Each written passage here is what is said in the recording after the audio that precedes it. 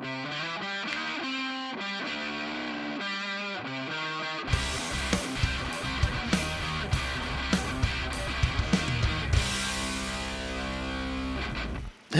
to the Get... Uh-oh. Go for it. Welcome to the Get Offset podcast. My name is Andrew. And my name is Emily, and we're here today with Ryan from Demos in the Dark, all the way from Minneapolis, Minnesota. Yeah. Someplace a little more savage than that, but... Well, yeah. So, yeah, I moved out of the... we sold our house in the city. Incidentally, it wasn't like because of this, but we sold our house in the city a couple of weeks after George Floyd was murdered, and we were like our house is maybe a couple miles from where that happened. Yeah, and so like that was our police station and Target and liquor store and post office and stuff like that all got burned down. That was my like we sat in our yard and just watched smoke billowing up. But we sold that house and bought one out in the country. We have a big old house in the country now that's on multiple acres of really dense woodland, and the city's name is Savage. It's a savage. So dense woodland, which means you don't have to mow every weekend, I would hope. We don't have any grass. That's the life, dude. That's the life. Yeah, I left my lawnmower with the people who bought my other house, so that was The people we bought from left their push mower because there was just one little patch of grass they just put in so their dog would have somewhere to go to the bathroom. Yeah. And we just are like, we've mulched over it. We're like, fuck your grass. Mine's a little bit terrifying because my dogs just like disappear into the woods, and they're pugs. And they're pugs, and like we don't have any issues with like crime or anything out here. But coyotes are the criminals of the suburbs. Coyotes are the problem. So it's like. And also birds of prey, I'm sure a little bit. Yeah, we have bald eagles out here and stuff like that. Yeah. It's cool with like when they go over, it's like they block out the sun. They're so huge, but pretty cool. Yeah, and there's an owl that I hear, but I don't. I mean, I could live here for the rest of my life, and I doubt I'll ever see it because they don't want to be seen. Awesome. Well, before we get into it, I do just want to say, we have a Patreon. You can support us at patreon.com/getoffset. For as little as $5 a month, you get access to our super secret Discord server. And we're getting really close to some weird goal that we set that was like Andrew would make some death metal cover of a Wiggle song. Do you remember that, Andrew? I forgot that I agreed to that. So yeah, give us money so Andrew does that. I think it'll be really funny. Oh no. Brian from Spruce Effects and I have always talked about how we want to form a thrash punk band that only does Daniel Tiger songs. Yes. And yeah, if you got kids, you know, like a super thrash punky version of like if you have to go potty, stop and go right away. Go right away. Yep. Yes. You can also support this podcast by liking and commenting and subscribing on YouTube if you're watching the video version, or on Apple Podcasts or wherever you listen to podcasts.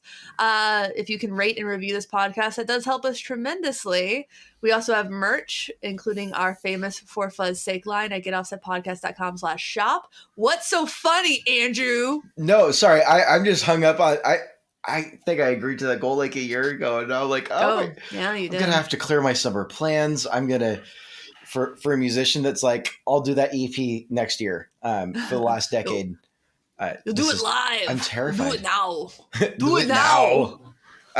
Get to the chopper. Sorry. So ignore my facial expressions. Right. I think I'm just having the existential reckoning. Yes. Also, I will be at Summer NAMM if anybody sees me walking around there. Ryan, are you going? I'm not going. I thought about it, but no. I'm only going so I can go to Waffle House with working class music. Oh, cool. Not for 24 hours, though. Yeah. Are they in Nashville or are they just going to be there for that? They're in Atlanta, so they're only 3 to 4 hours away, depending on traffic. Okay. Yeah, I'll be interested to see if anybody goes. Yeah. I've talked to some folks in the mass sphere of things, and very few of them are going, which kind of defeats my ability to write off a trip. Yeah. But I think a few of them are doing it, but they're gonna go in like the Stompbox Deli, conglomerate thing. Yeah, I know Lance Giles from Dogman Devices is doing that, so I'm excited to meet Lance in person. There you go. Aww. Yeah. You guys have a history. Like, you're like the only person that demos his stuff, aren't you? Yeah, I guess. Yeah. I think maybe like officially like demo person, but yeah. No, Ohio bros, Ohioans gotta stick together, even and especially after we leave Ohio. Yeah. That's I'm agreeing, and I don't know why. Because I'm not from Ohio, so I don't know. Yeah. I love, Ryan, that you're doing this rule of thirds thing, not fully understanding that I'm going to crop you. Oh, I'm that's not Stop intentional. moving! Damn it! Stay in one place. I also have a rolling chair. So okay, here we go. I'll just stay here and not move. Great. I'm regretting not putting on makeup this morning. But I'm going to box after this. Hey, Andrew, what's new with you? What's new with me? What is? Speaking of tense Midwestern relationships, where Midwesterners stick out for each other, it's actually more to do with family. I went to Nebraska last week. Ooh, that's a great Bruce Springsteen record.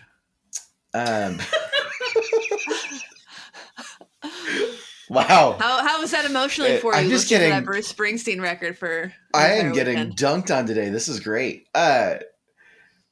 No, so I went to Nebraska for the weekend to celebrate my brother's 2 years of sobriety. So congratulations to him. Fittingly, I flew American Airlines, which apparently is AA.com. And so the entire flight there, I'm like, there's some sort of subliminal messaging for why I'm taking AA to go to an AA meeting to celebrate his 2 years of sobriety. Anyways, no, it was really good. It was really strange, though. There's this concept out there that seems to be ancient history now, which is the mask. And I was so floored. Like, I got off the airplane, left the airport, got in the car with my grandpa, went to go to a diner, and as we're getting out of the car, like, I start to grab my mask, and he's like, "We don't do that here." I'm like, "Oh." He's like, "You're vaccinated, right?" I'm like, "Okay." So I'm just gonna be really uncomfortable the whole weekend. I don't know I can't hide my facial expressions. It was so weird. I'm trying to I feel a little bit like I'm easing into it. I think that's the only way it's going to happen, because I kind of need to do it by summer NAMM, because I don't think masks are super duper a thing there. Yep.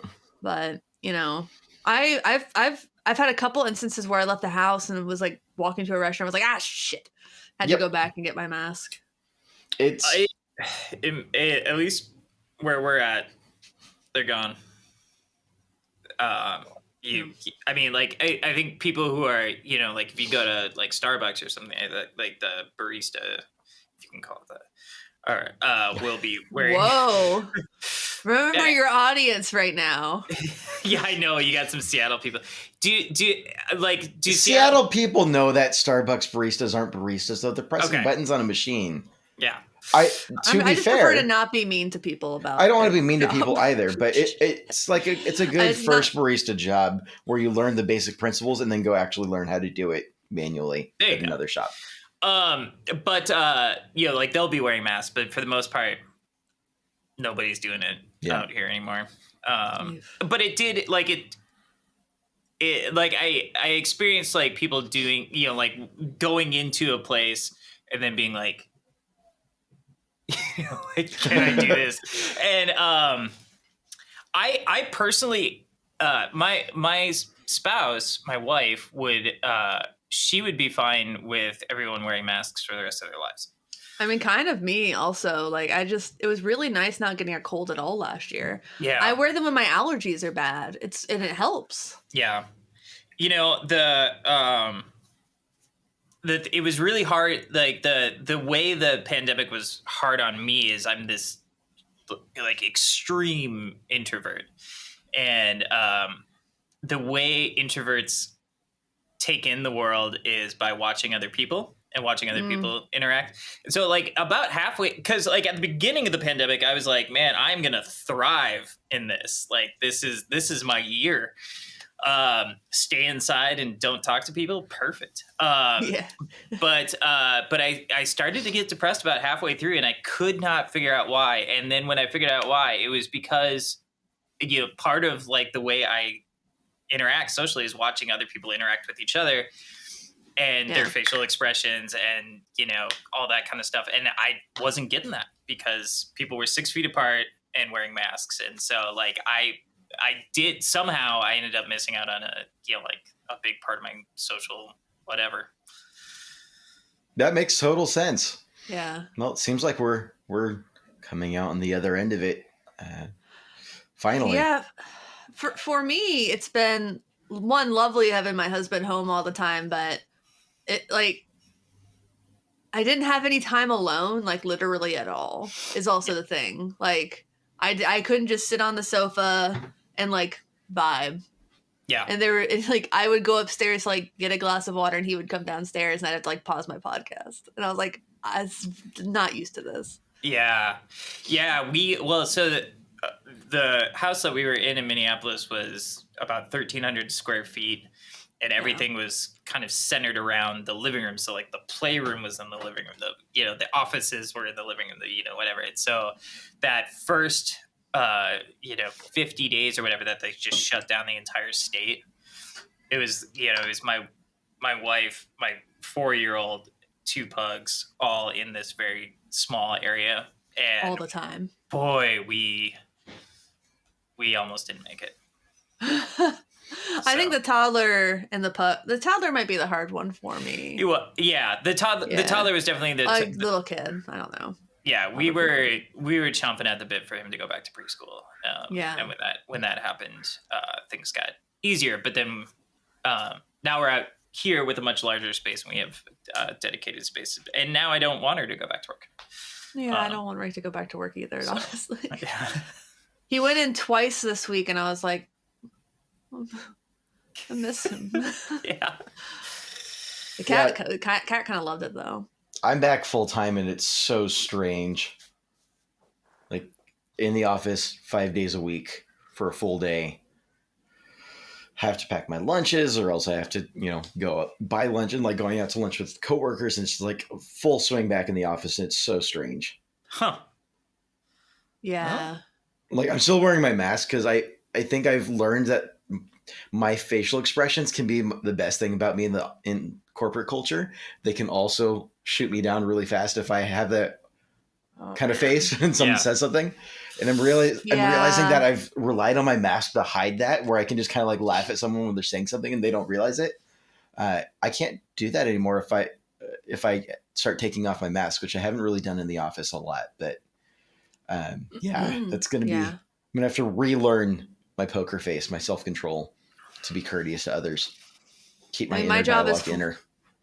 I feel lucky my job is fully and completely remote, and most of the time I don't have to have my camera on during Zoom calls, because sometimes it's cool, sometimes it's great, and then every once in a while it's like, I just am struggling through this call in one way or another. And I mean, it's rare, but sometimes just like, I don't know what's happening.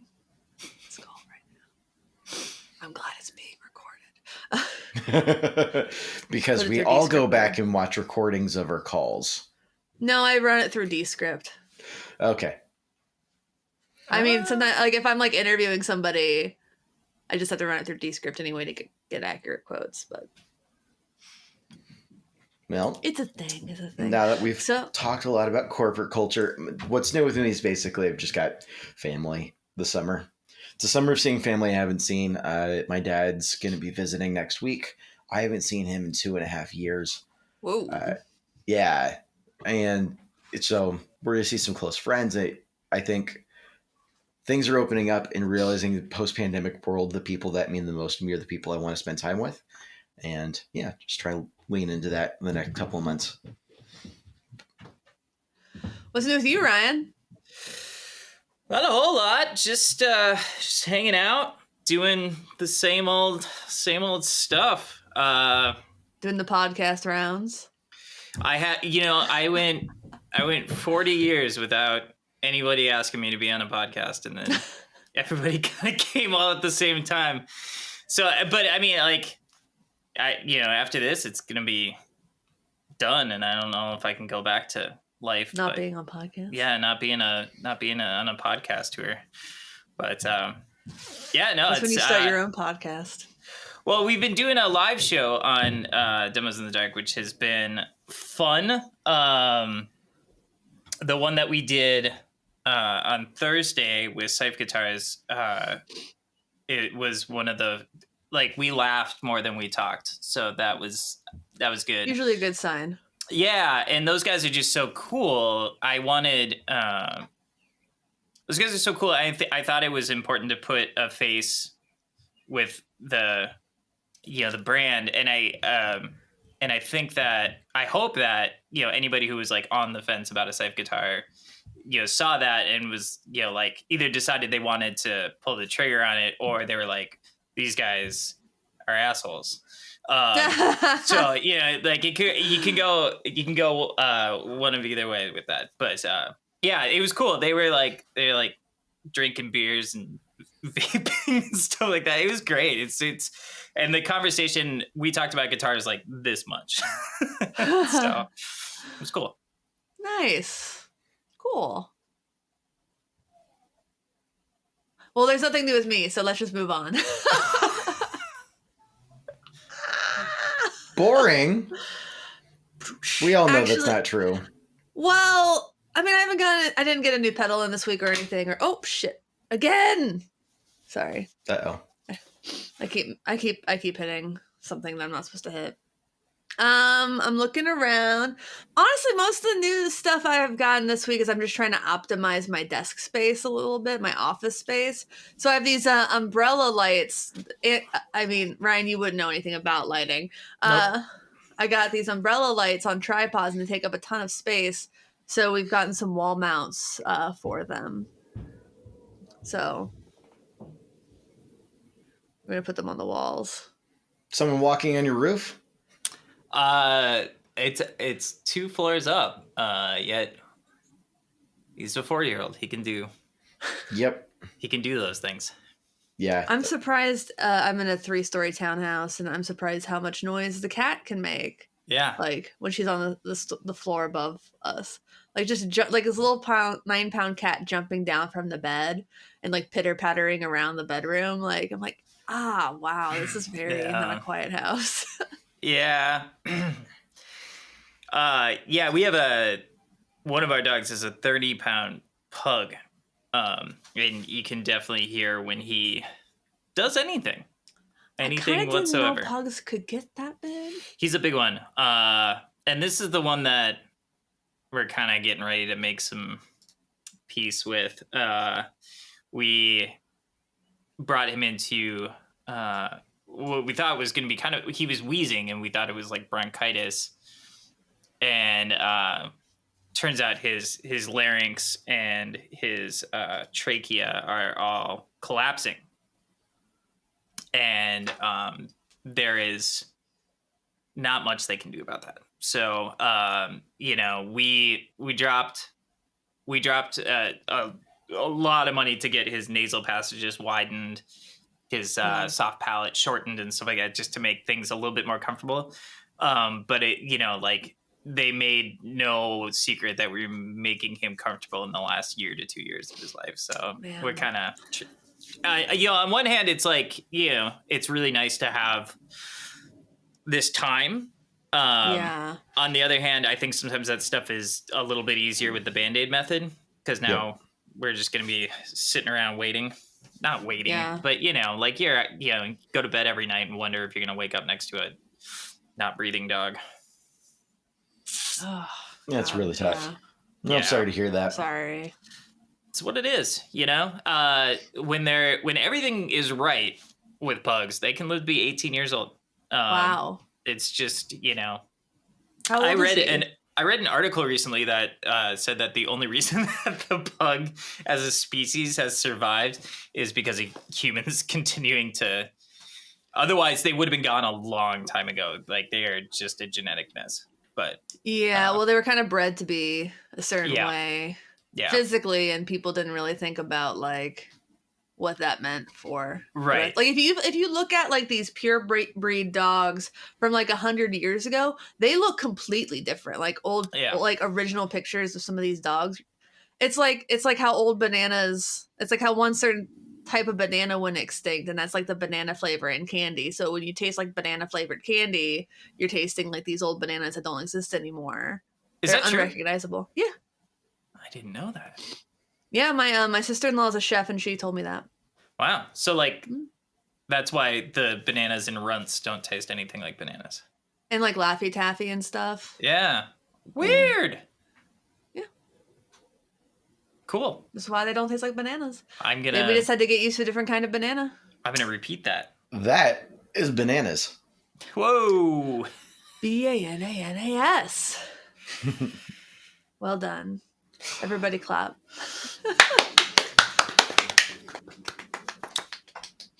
So, I guess we'll thank our sponsor, Rude Tech Effects, based out of Nashville, Tennessee. Jesse's Jesse. Yeah. Their 3 Muff 14 is a really great muff. I've talked about it a lot. It's basically 3 Russian-style big muffs in one. Ooh. It is. Ooh, are we getting an unbox? Oh, is that the... Oh. Ryan's got one, too. I thought you were about to pull out the... Out? I do feel left out. I thought you were about to pull out the all black, the blackout version they put up on their story the other day. Oh. It looks so slick. I demoed that like 2 months ago, and one of the like guards on the knob things is that's my technical talk is coming loose, and Jesse was like, "Yeah, I'll fix it. Just send it back to me." I'm like, "Yeah, I'll get it. I'll get it in the mail tomorrow." Nice. Still there, isn't it? Yeah, I showed it to you. It's been over 60 days, and I look at it every once in a while. And I'm like, I should do that. I'm the same way. Like, I got some. I have some things to mail out, and I think it was which guitar did it take me longer to mail out? The YY10, the Ibanez YY10. Like, yeah, I was like, okay, I'm done. And they're like, here's a return label. And I'm like, okay, cool, I'll get that in the mail this weekend. 3 weeks later, I think I finally like hobbled it down to sip and ship and dropped it off. I don't have a printer is the thing. Now I do. Really? Now I have a printer, yeah. I've started mailing enough stuff and getting enough return labels that I needed to get a printer. I have a guitar from that I just cannot get Gibson to take back. It's just sitting in a box. And, I just cannot. I've told everyone I know, everyone I encounter at Gibson, I'm like, hey, by the way, I got a guitar. And they're like, oh, cool, we'll get somebody on that. Yeah, I just have to take it back to the showroom, honestly. Oh, okay. Yeah, so I'm like, the thing is, like, I have to drive 30 minutes to drop this thing off and get the next thing, but yeah. Well, because I'll be getting a next thing, I hope. I will not. I know. We've discussed this privately. Yeah. But the thing that I asked them that I just really wanted to do the video for, they haven't gotten it in yet. Is it the cornet? It's the Crestwood. Okay. Specifically, yeah. Okay. Yeah. Because I've been curious as to whether the coronet is ever going to happen or whether they just said that so they could crush the hopes and dreams of the guy from Satellite Amps. I think they probably took more pleasure out of crushing his hopes and dreams than they would out of releasing it and having it be a success. But I don't know. I mean, I saw one in the showroom that was not from. It was like one of the custom shops, but it was still an Epiphone. It was a cornet. So like they have made some. Has anyone gotten one? I've not seen one. I remember when Fender did those Tenor Tellys, and I kept asking, like, when are they going to be released? And they're like, oh, it's delayed. And then the next thing you knew, like, there were people who had them, and they were not for sale anywhere. And you're like, well, I didn't even have a chance. Yeah. And I cry every night about it. Yeah, I think I just saw that Gibson is also trying to sue Collings now over some head stop issues, and it's just always busy over there. It's a very busy legal department. Always something going on at Gibson. Well, we paid for the retainer anyways. We might as well use it. Yeah, exactly. It's almost like the lawyers just have free reign to do things that lawyers will do. Like, just sometimes it feels like throwing shit at a wall and seeing what sticks. Yeah, or throwing lawsuits at a wall and see what sticks. Well, as my mom always said when I was a kid, lawyers will be lawyers. It's true. It's yeah, and you guys heard about the Origin thing, right? Yeah. Oh yeah. It seems like a sticky situation. But seems like a confusing situation, like a complex situation. There are two sides to every story, right? There are. It seems like we're having something of a revival, though. So. Oh, sweet Lord! I actually deleted that sound effect from the reel. Oh, did you? Not on purpose. That means they've got free reign now. Yeah, no, I remember seeing the thing the other day, and I'm like, this is nonsense.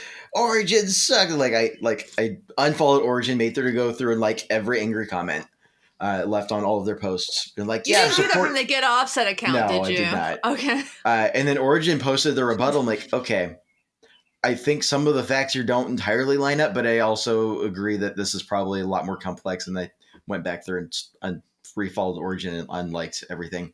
That must have been embarrassing for you. That's really embarrassing for you. Oh, it's entirely embarrassing for me. And I think that falls in the category of I learned a lesson. And the lesson is that we don't jump to conclusions. Yeah, I mean, it sounds a little... it sounds forceful on their end, even with the... So, like the actual filing, the trademark filing, the challenge has been leaked. And it, to a certain extent, it seems like they were like half like trying to convince a judge that that Revival Electric doesn't exist anymore because they're pretty small. Sure. And to that end, it's like, you can't come in here as this big, it's essentially coming in as a big company and go like, yeah, but we're better than them. Yeah. But that's not how trademarks are supposed to work. They're supposed to protect people. It's like, what was that super band in like the 70s? They were called like, I don't want to say the Association, but there was something that was like a lawyery kind of name. I think it involved Jimmy Page. And they tried to file trademark for whatever their band name was. And oh my God. And some other band that was just like a bunch of like lawyers that had a band, they'd actually filed a trademark for the band name because they did play shows and stuff. And they're lawyers. Of course they're going to do that.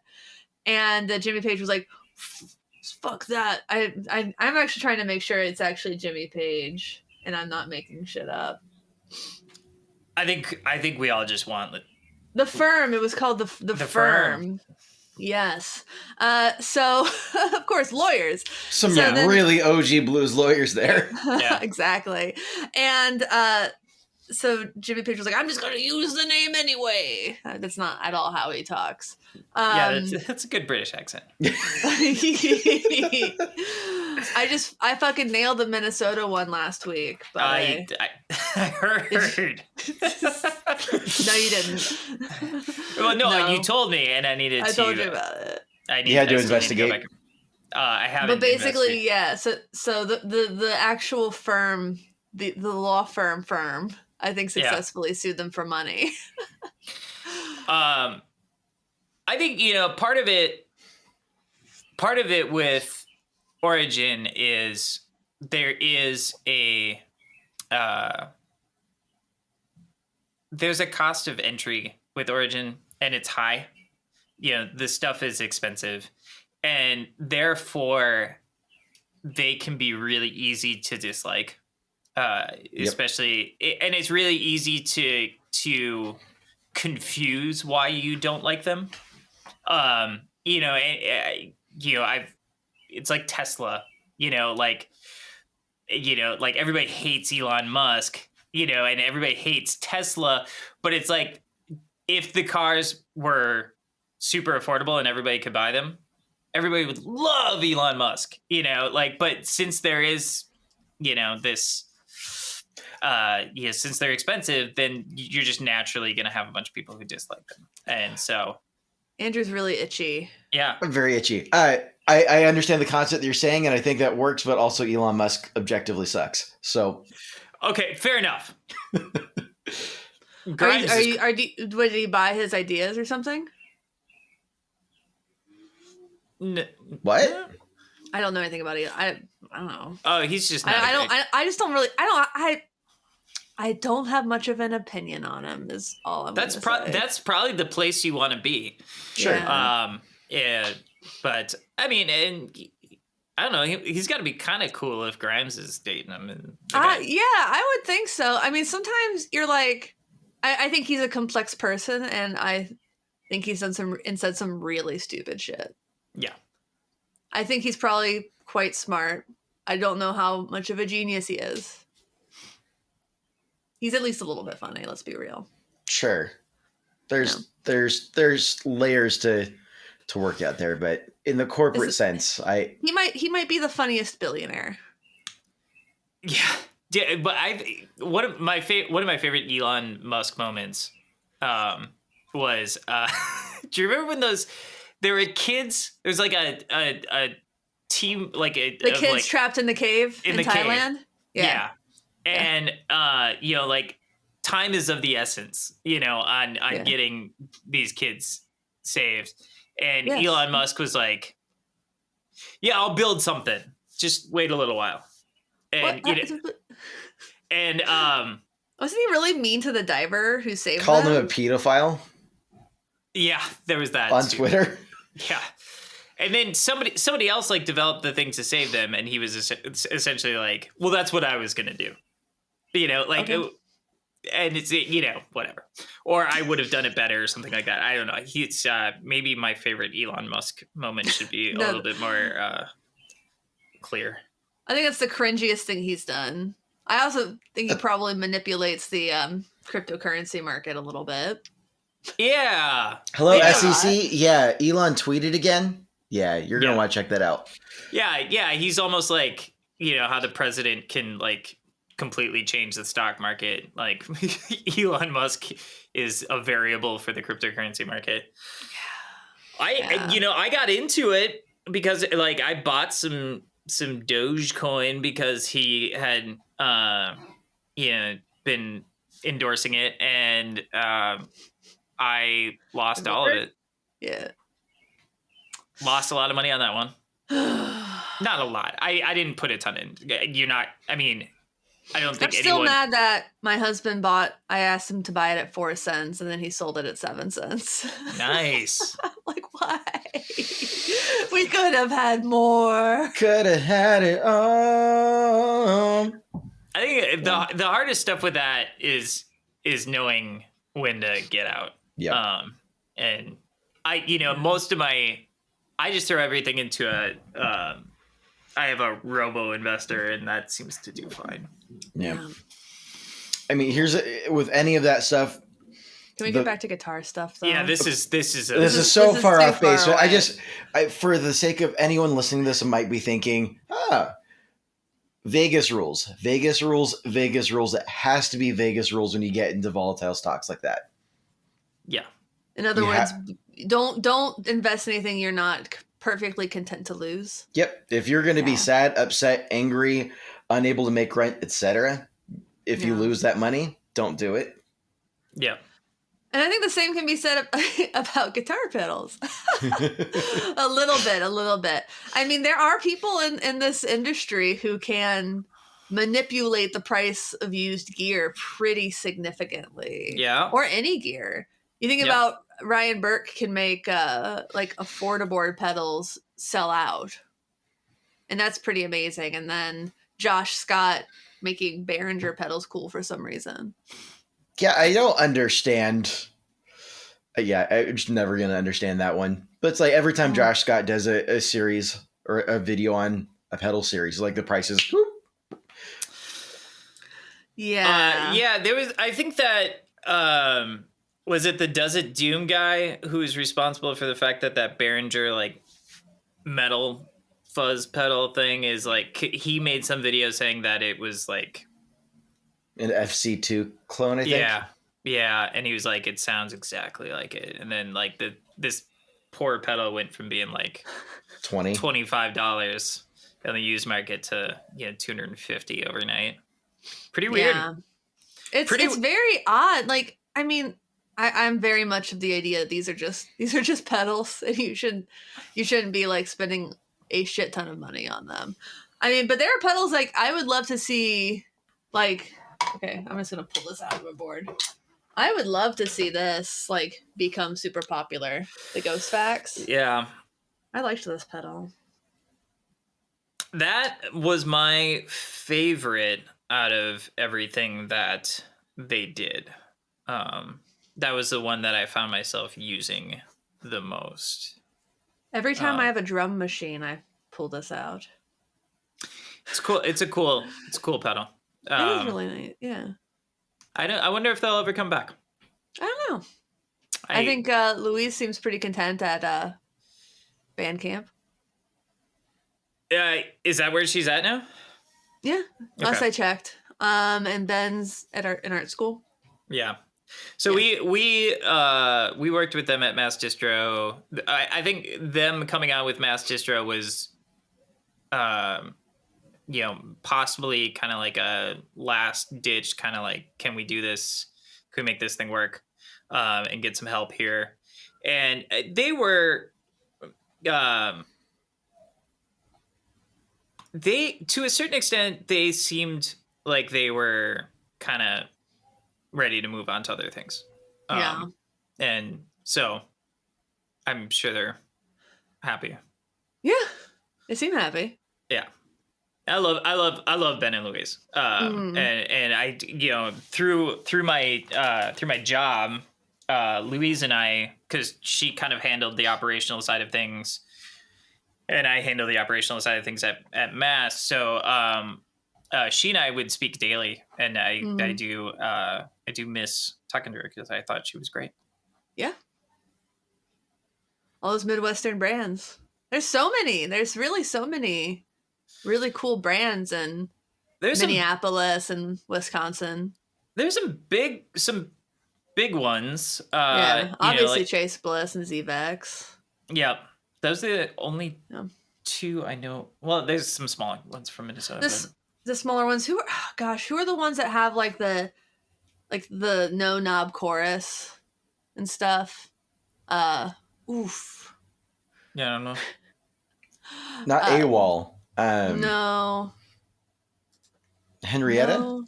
Henrietta Yeah. Engineering, yeah. Is that Minnesota? Yeah.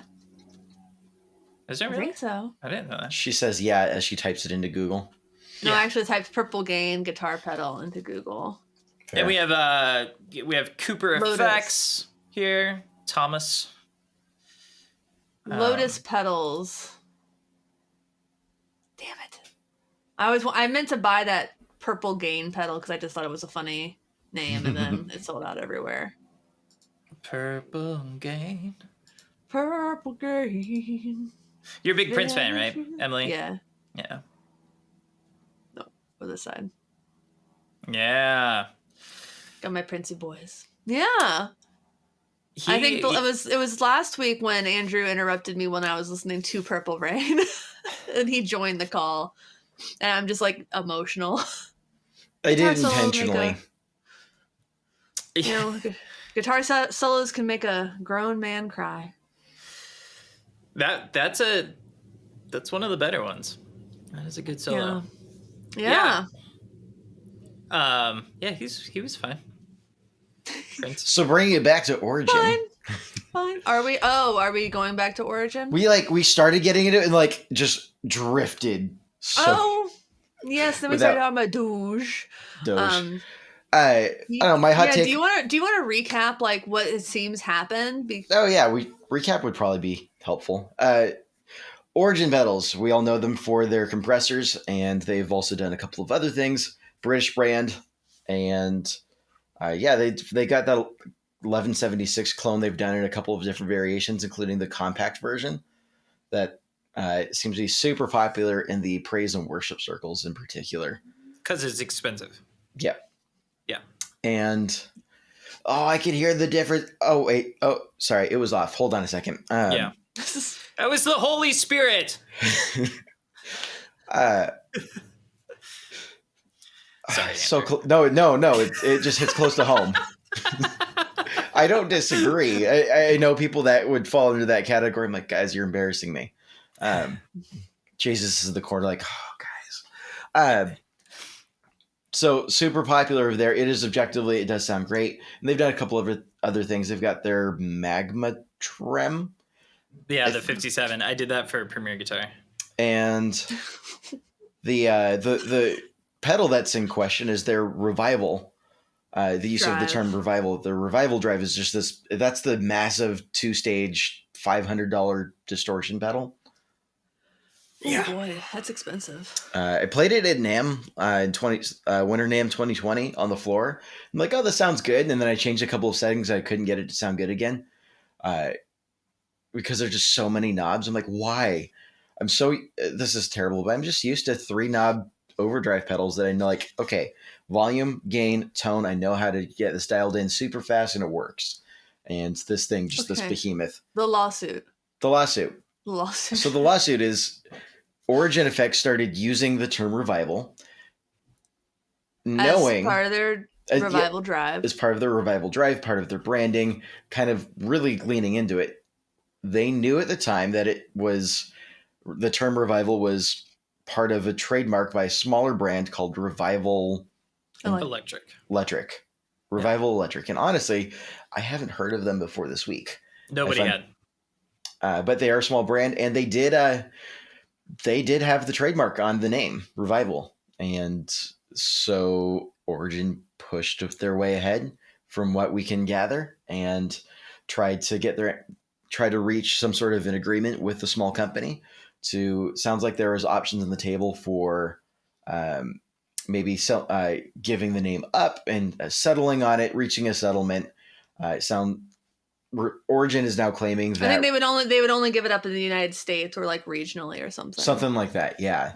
So trying to reach a settlement there, trying to sort out what that could look like. And I don't think Revival is very happy. And so they decided to take to social media, which honestly, in an environment where those who have money are favored, because let's be honest, if you got money, it's so much easier to defend and or just be aggressive in the legal sphere with trademark and patent law.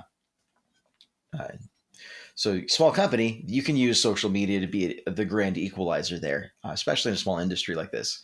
And so as far as we can tell, it looks like that was just the next best thing for Revival, that they thought they could get a leg up in this situation. And so they posted something. It went super viral across the guitar community. People were saying, I'm going to get rid of my Origin effects. Is just full on like game over. We're done with Origin. Other builders, like other decently sized builders calling them out too. Yep.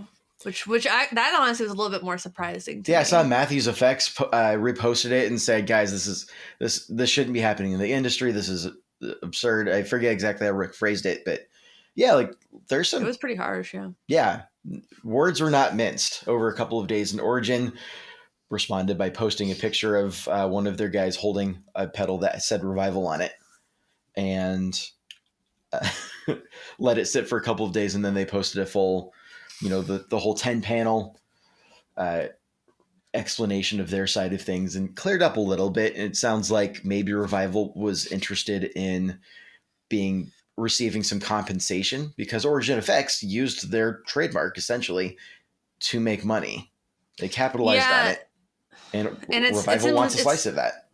It's within their rights to ask for that thing, especially if you didn't get permission first. You have a lot more weight to push into it.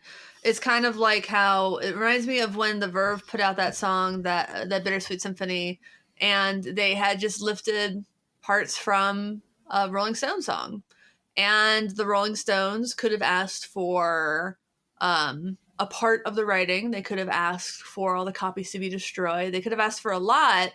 And actually, they could have asked for all of the copywriting, all of the copyright, because they didn't get asked first. And they did ask for all of the songwriting royalties, and they got it. Yeah. Because then that's what happens when you don't like clear things up first. Right. And that's why a lot of artists, like when you think about one of the songs on Beyonce's Lemonade, Hold Up, has writing credits from oh gosh, I'm blanking on the name of the singer from Vampire Weekend and Karen O, even though none of them were in the room with Beyonce when she wrote Hold Up, because she says, hold up, they don't love you like I love you. Very similar to Karen O's Maps, wait, they don't love you like I love you. And the guy from Vampire Weekends said, Ezra, he tweeted something about he tweeted something that was just similar enough to one of the lyrics, and they just gave him a writing credit. They did that preemptively, probably a very small percentage. I could look it up if I cared. Yeah, that's like the safer thing to do, is to clear it first. Yep. My guess is Origin saw that Revival's website wasn't live whenever they looked, and thought that they wouldn't have a problem declaring it a dead trademark or abandoned. That's my guess. Did it say that the website wasn't live, or that they didn't have product for sale in their store? I wasn't sure either. Yeah, I wasn't sure if it wasn't live or wasn't as active as they would like to see. I mean, you know the thing where like you form a new band and you're looking for names, and you'll get it. Somebody will come up with a name, and then you'll go Google it, and then you'll see if they have any gigs. And if they haven't had any gigs in a long time, you'll be like, yeah, we can take this name. Yeah. I feel like that was kind of how Origin expressed what they did. They were like, yeah, sure, they're not selling anything. And there's some complex legal definitions that come along with that. And we're not lawyers. We're not lawyers. And so I don't doubt that there is some degree of like they're just playing within the rules of engagement. I don't think in a legal sense no one's technically done anything wrong aside from them just going ahead with the trademark without clearing it. So I don't know. The other thing that really, the first time I read the response from Origin, I was like, okay, that makes sense. Like, this feels better. And then I read it again. I'm like, wait a minute, hold up. Because like, oh, we're just a small company of 11 employees, which by standard corporate standards, that's not a lot of people. But in the pedal world, that means that's a big company. That's a big company. I mean, that's some real small loan of $1 million kind of energy. Yeah. And, Walrus would be 11 to 15 people. Sure. Well, isn't Old Blood Noise like close to that too? Probably. Yeah.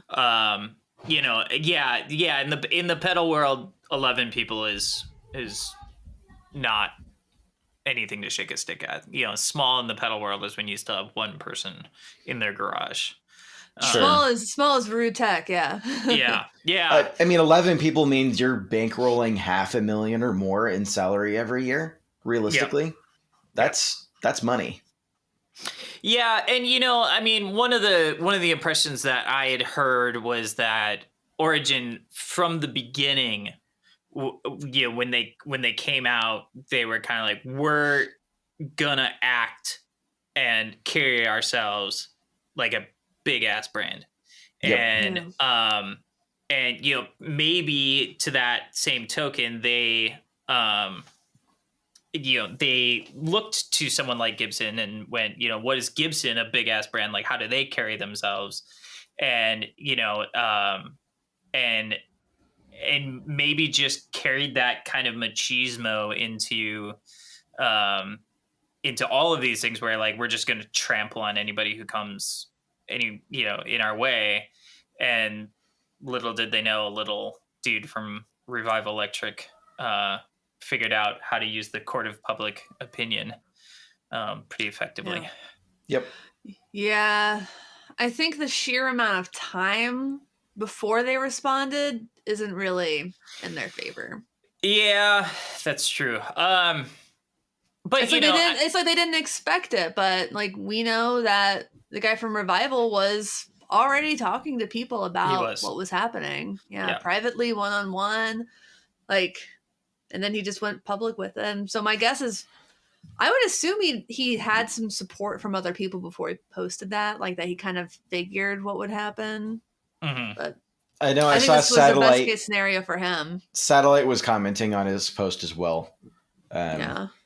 And given Satellite's history with Gibson, they're intimately familiar with what this process looks like and what the options are. Yeah. And, so will it hurt Origin in the long run? Yes and no. Maybe. 3 months from now, will anybody remember that this was even a thing? Doubtful. No. I mean, can still sell pedals. That's... Yeah. Like what if you more information do you need? Yep. But will... I'm going to bleep that. Will it hurt them in terms of finding the next wave of customers? Mm-hmm. I think so. I think when it comes to younger customers and things like that, which they are going to need if they want to have a long term, I think they'll still hold on to their 45-year-old, software developers and lawyers and dentists and things like that. But I think they did. I think it hurt them for getting future younger players. Yeah, because I mean, and you could say, "Oh, younger players aren't spending $500 on drives." I'm like, yeah, they are. They are. Yeah. I mean, they're spending $1,000 on gin losses like that to make their sound more lo-fi. Like, of course they are. Yeah, just the fact that like no blues lawyer is buying Chase Bliss pedals. That is all being that's allowance money. Yeah, that runs that company. So sorry, that hurt me. That got me in a weird way. That's money that mom and dad sent to use at the cafeteria money. That's like I how expensive are cafeterias these days? I think when I was in college, it was technically like $10 to go through the cafeteria, and I'm not kidding. Like if you didn't have it as part of your meal plan, I think it was like $10 a meal. It was stupid. I think breakfast was cheaper. I dreamed about my college last night. Oh God, that was awful. Deep breaths. It's gonna be okay. Yeah. So this was the first college dream I've ever had where the premise wasn't that I forgot I had taken a class and then it was finals and I hadn't studied at all. That was my reality.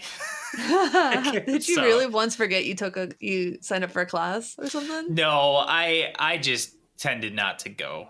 Yeah. Well, no, I forgot. In my dream, I forgot that I had signed up for calculus. Yeah. I mean, I went to music school too, so I did the thing where I'm like, I can just fake my way through this, but music school will tend to call BS on that attitude. Andrew is gone. He just left. He's just like, fuck all y'all. He was like, I gotta pee. And that's... Oh my God. I respect it, I guess. I don't know. That was odd. Should we wait? I don't. Did he chat us? No, I don't see anything. Wow. Has he ever done this before? Usually he chats.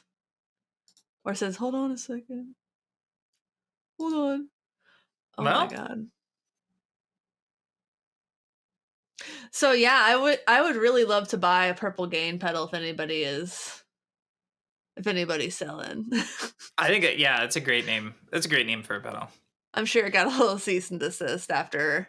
Like, I think it thrived when his estate was still, like, fighting each other. Yeah. Like, nobody had time to sue Lotus Pedals or give them a cease and desist for a pedal that just took the Purple Rain font. Yeah. His focus now. I mean, I don't know what it's like now, but when he was alive, his people were fairly litigious. Yeah. So I get it. Like, I don't fault people for trying to, control their image at all in most ways. And Warner was especially litigious with, like, his music in ways that I think his estate, it couldn't have possibly just been his estate. Like, there was actually, Prince changed music law in relation to YouTube because Warner kept trying to sue people, and those people, one of those people countersued. Like, she posted a video of her daughter dancing to a Prince song. Like, you could barely hear the song, and Warner sued for takedown, and she successfully argued fair use. So, thanks for suing so that new rules can get made. Yeah, well, that's how things happen now. Like, that's how, it's like every major thing, every major advance that happens with us socially seems to be fought out in the courts. I mean, that's always been the case in some respect, and I don't have a huge problem with it, I guess. Sometimes, listen, sometimes you gotta sue your employer for wage theft. You know what I mean? Oh, it's that kind of weekend. Yeah, I mean, it'd be really nice, like, in an idealistic world, that we could all just get along and be like, hey, I'd probably make $5 if I sued you. That's fine. Keep it. Yeah, no, I was thinking about, I don't know. This is probably not the place to talk about that, but sometimes people gotta get sued. Yep, agree. It's just, sometimes you gotta sue a person, and sometimes if someone sues you, you gotta sue them back. I feel like usually if they sue you, you have to sue them back. Yeah, did anybody watch Cruel Summer on Hulu? Speaking of suing people. No. Oh man, great soundtrack. Really? Yeah, I thought it was an interesting, albeit a little bit difficult to follow sometimes with the time shifts. Like, it shifted between 3 years and multiple times in the same episode, but I thought it was really good. I'm not watching anything right now. I finished Mayor of Eastwood, and then. Ooh, that was good. That was good. It was super good. It was very. Kate Winslet is just amazing. So good. The best. So. Gosh, it's amazing that she and Leonardo DiCaprio were in Titanic together. Like, just two fantastic actors. Yeah. I like her more. I kind of wish that I am kind of bummed that Leo finally got his Oscar, because it was just so fun to be like, but does he have an Oscar for like years? And then he got one, like, oh, well, was it? This is no longer funny. I remember someone said some shit about, like, oh, Randy Newman won another Oscar for another song. I'm like, actually, he's just been nominated a shit ton of times, and he's won like thrice. Yeah. Were they all Toy Story? What else I mean, he did. He did so many movies though. Like, he did so many scores for. I think he did Field of Dreams or something. I don't know. Oh, I'm not up on my Randy Newman. You're not? You gotta get up on your Randy Newman. Embarrassing. Yeah, no, I mean, I would argue that, it's long overdue. Like, Leo should have had it for Basketball Diaries, like, no doubt. Like, as one who has experienced a very unpleasant drug withdrawals, watching him like act out drug withdrawals in that movie Wolf of Wall Street. Which movie? Sorry. Basketball Diaries. Oh. Okay. Yeah. Watching him actually act out like that. What that's like. Like as I was, I was probably, I'd probably quit using it, it'd been 10 years at that point when I watched that movie, and I still, like, my skin was crawling, and I was just like, because he did such a good job, and not only such a good job, acting out that portion of it, but then also acting the way an addict would act in every situation. It was pretty impressive, and he was like all of 17. Yeah, it's pretty amazing, like the method of the intensity of how he acted especially at a very young age. And then you're like, that's the guy from Growing Pains? Yeah. Yeah. Yeah. One of them. Is one to use, yeah. Isn't the other one like a total, like the dude who was like the star of that? Wasn't he like a big... He was the bad boy in it, and now he's a big Christian guy. Okay. Randy Newman had the dubious distinction of receiving the most Oscar nominations, 15, without a single win. Wow. That's a lot. It was mostly Pixar things, but also like Ragtime, the movie Cold Turkey, a bunch of Lost in Space. I've heard of that one. Like the original, or? I doubt it. I don't think he's that old.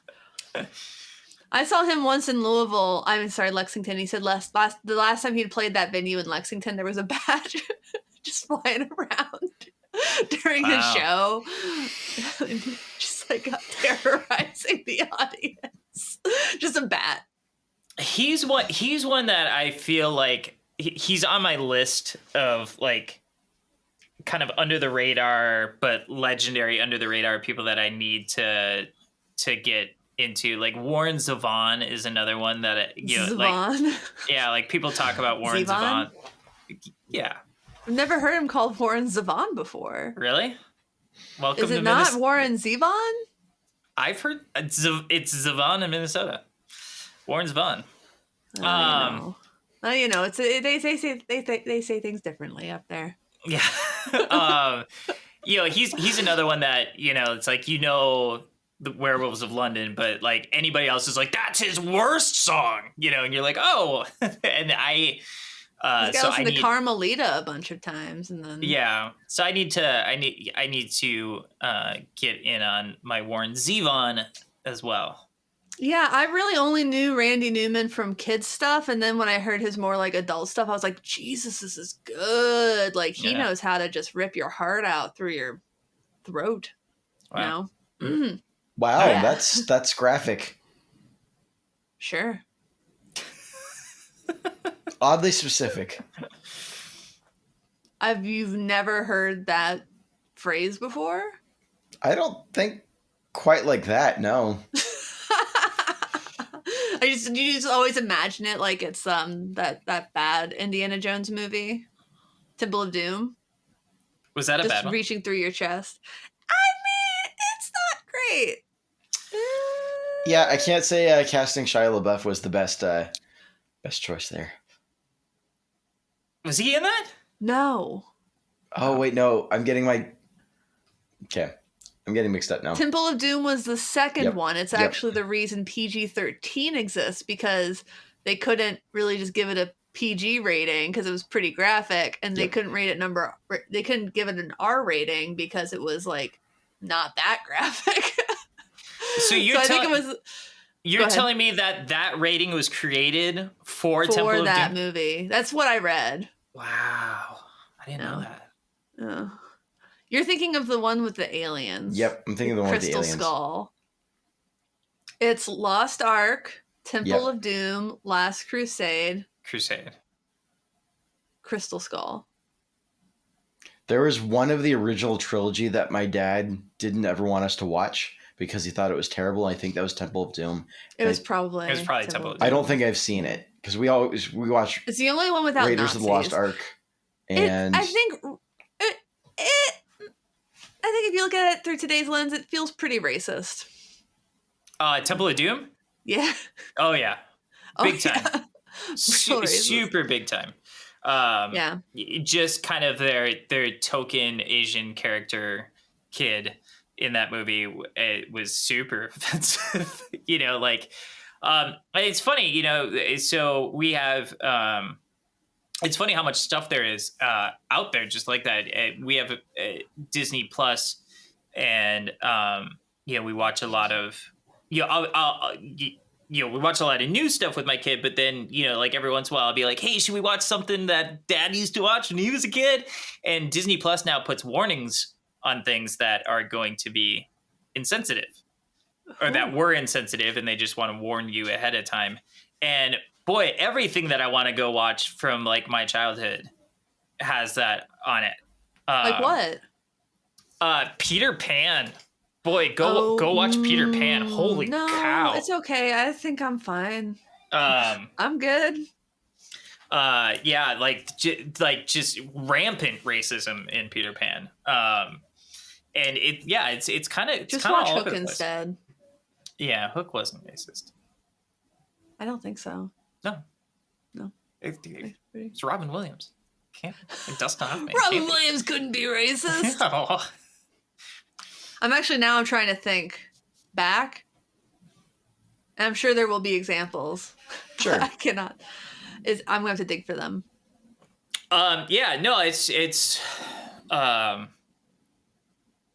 It's interesting. I know. So I've had to learn, and I'm fine to be totally upfront and honest about this, but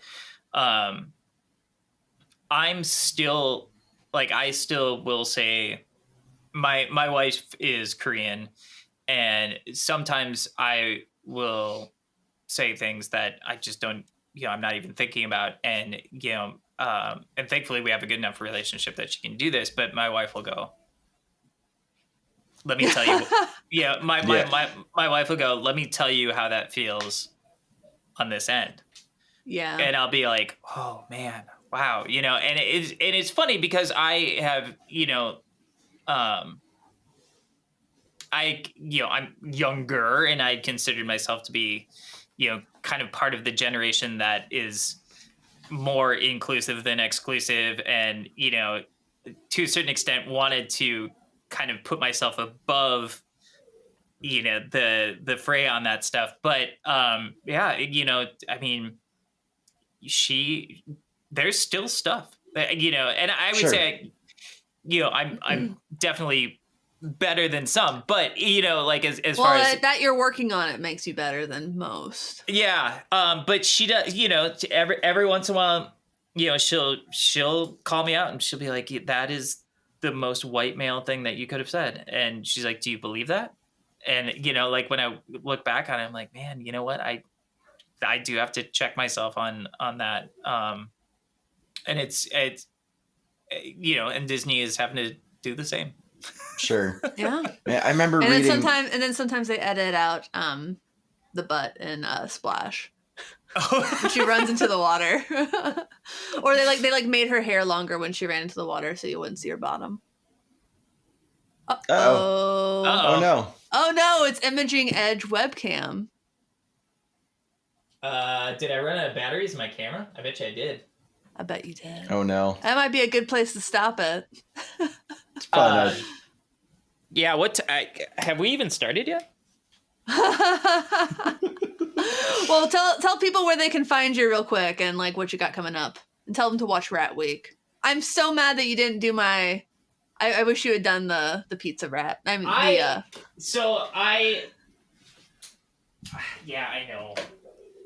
He's like, yeah, I know.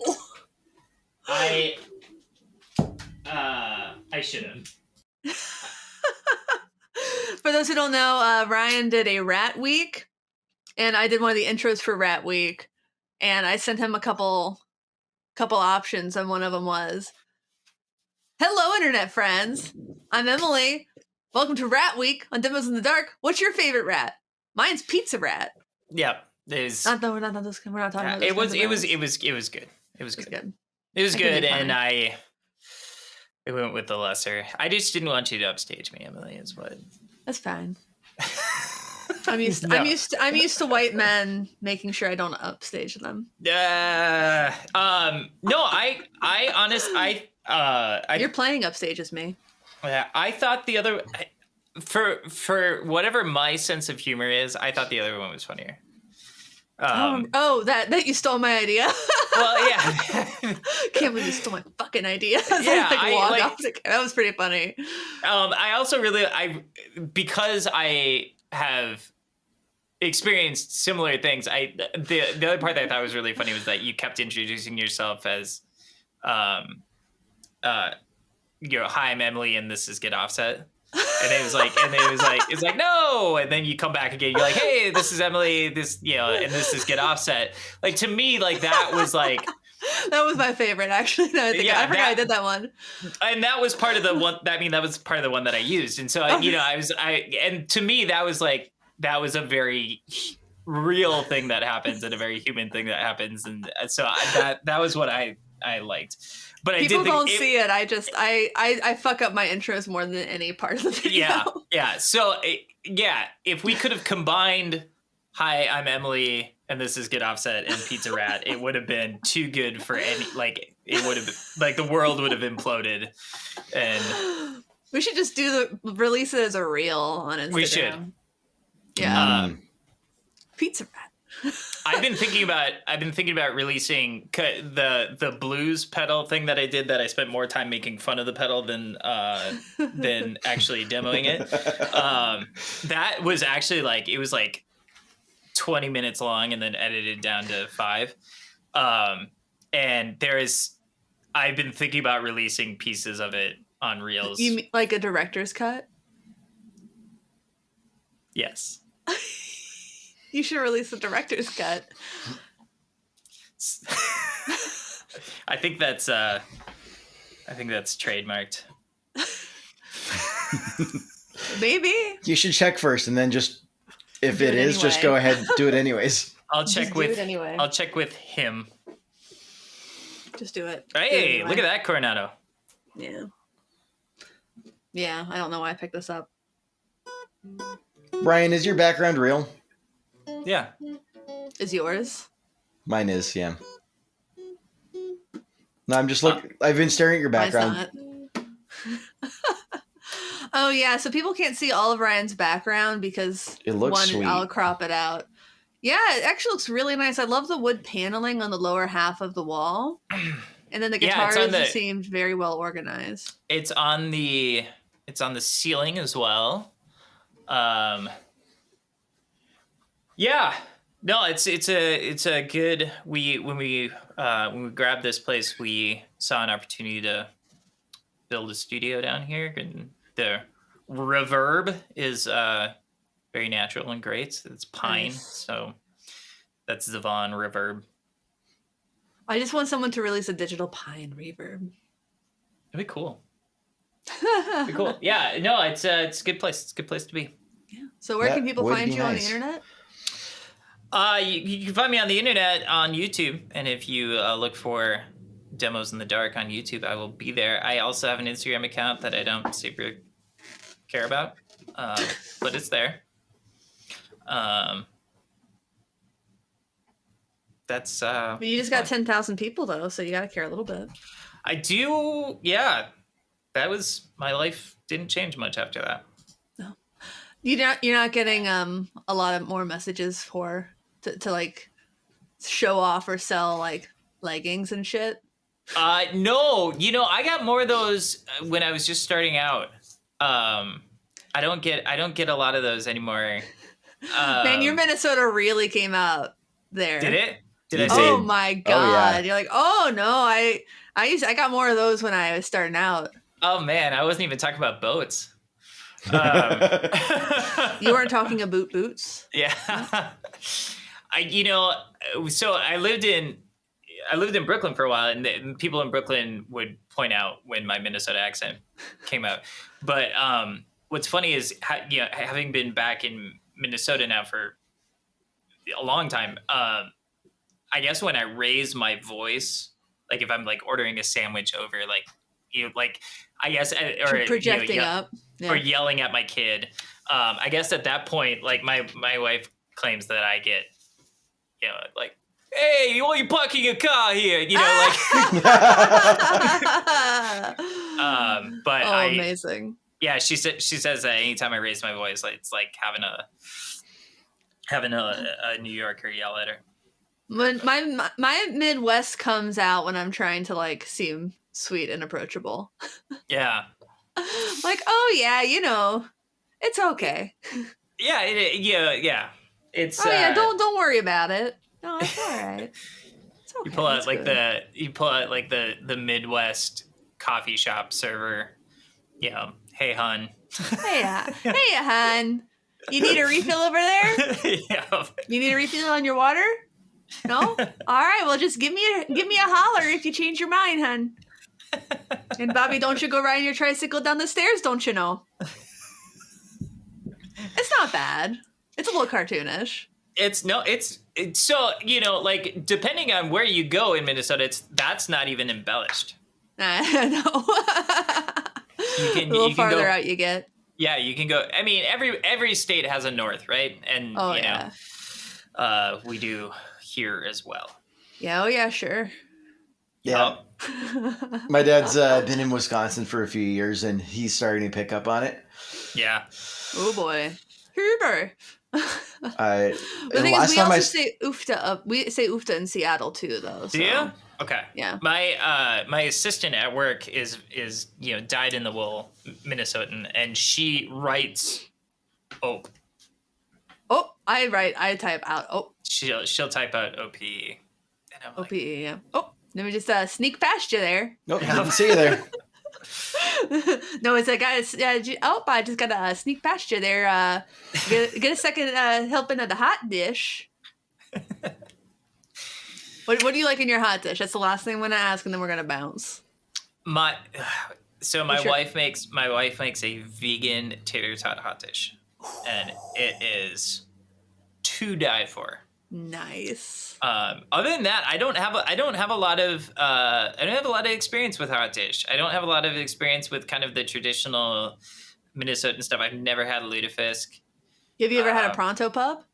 I've had pronto pubs. Of course. Sweet Martha's? Every year coming up here very soon. I like them better than corn dogs. What's the difference? Pronto pups aren't corn dogs. It's not a corn meal. It's a wheat mixture. There we go. Yeah. I looked it up. Martha's cookies are absolutely dangerous. Yeah. I loved walking around the fair and just seeing them melted into the cement. Yeah. It's pretty nasty. Like just trampled. Like, does that come off? Like, is that just there forever?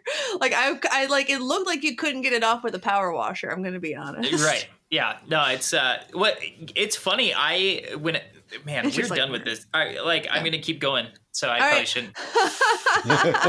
Well, thank you for watching. Thanks for understanding. Please like, comment, subscribe below. Check us out on patreon.com/getoffset. Check out our merch at getoffsetpodcast.com/shop. Rate, review on iTunes. Blah, blah, blah, blah, blah, blah. Well, thanks for watching. Thanks for understanding. Until next time, my name is Emily. And my name is Andrew. And that's Ryan. Yep. Goodbye. Bye.